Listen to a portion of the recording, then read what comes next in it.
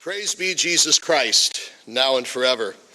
Cardinal Brady, my brother bishops and priests and deacons and seminarians, students, religious women and men, so many distinguished pastoral leaders and representatives of our Episcopal Conference, Monsignor Conley, Father Brendan, and the whole community of this historic college of St. Patrick's at Maynooth, friends, one and all in Christ Jesus, thank you. Thank you for your gracious invitation and your warm welcome. Believe me, it is an honor and a joy to be with you on this beautiful May day. God is the only treasure people desire to find in their priests is a challenge and a delight. To do so during this year of priests, before a group I admire very much, adds to that thrill. Listen, I stand before you no guru or expert, no acclaimed theologian or renowned mystic. I'm hardly some know-it-all Yankee, here to lecture you on how you got into or how to get out of the current crisis you're in, because I don't know. I stand before you simply as a man who loves being a priest, and who enjoys talking about this love of his life with others kind enough to ask him about it. I'm here as well because a man for whom I have a lot of admiration, affection, and appreciation, Cardinal Seán Brady, asked me to come.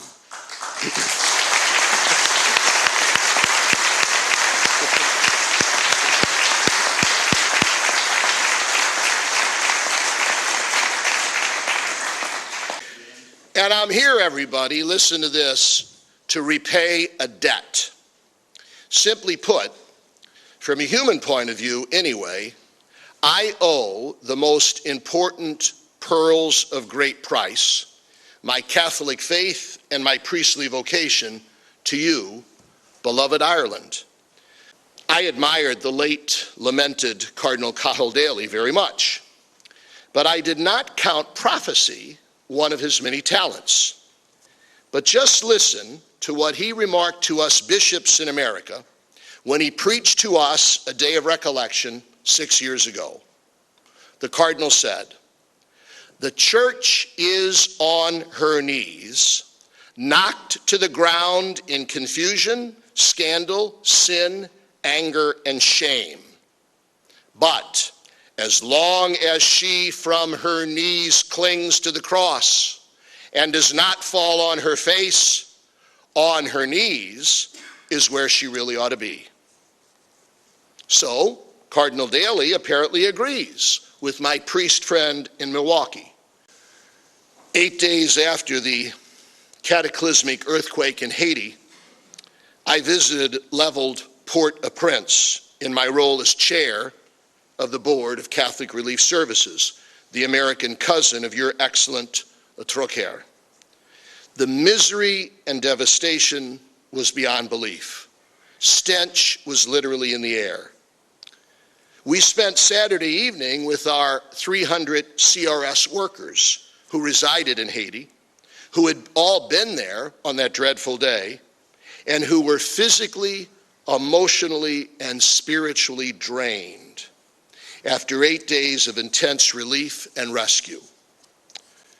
During the couple hours I was with them, they cried, they worried, they told us the obstacles and difficulties they were facing.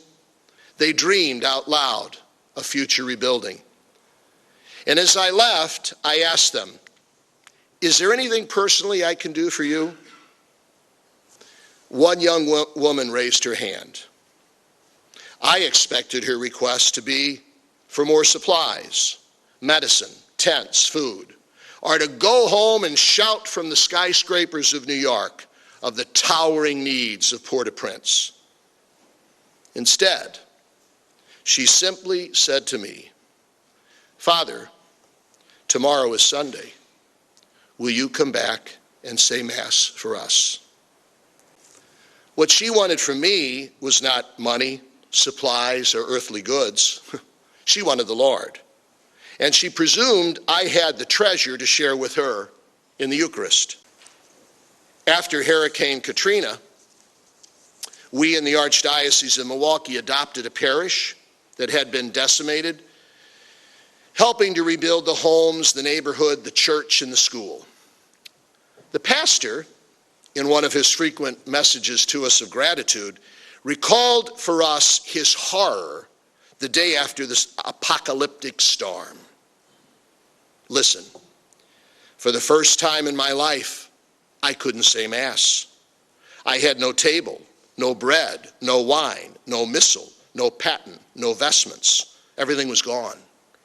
I felt lost and helpless. For the first time in my life, I realized how much I depended upon the Eucharist, how I needed it, how empty, lost, and scared I was without it, and how my people were so disappointed that I couldn't provide it. That priest had been dropped to his knees by a crisis. That priest had rediscovered that his grounding was in holiness, daily intimacy with Jesus in the Eucharist. Jesus takes us, blesses us, breaks us, and gives us. Taking and blessing we can live with. Breaking and giving, that's another matter. What we're talking about here is humility, no? What we're talking about is the oblative dimension of the priesthood. Stephen Rossetti, the priest psychologist who has devoted such a chunk of his life working with struggling fallen priests, wonders if all the emphasis on fulfillment, self-actualization, having our needs met in the decades following the Council are now taking their toll. Priesthood is not, first and foremost, something we do, but someone we are. While ministry, what we do, is very, very critical, identity, who we are, is even more so. The professors of philosophy among us would recall the maxim, agere sequitur esse, act flows from being.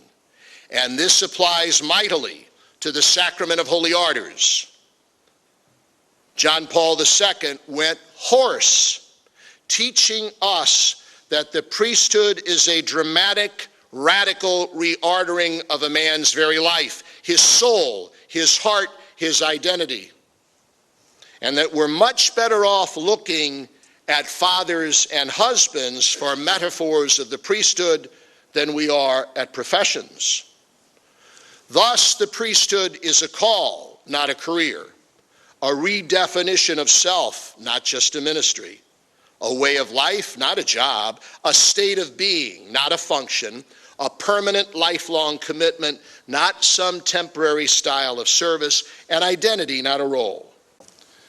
Last Sunday, in the cathedral named after the patron saint of the country you proudly call home, the President of Ireland, knowing I would be with you today, coached me. Tell our priests we need them to be men of joy and hope. Maybe she's the one who suggested our theme. God is the only treasure people desire to find in a priest. Priests of Ireland, faithful of Ireland, I have found God in you and am in your debt. Thank you.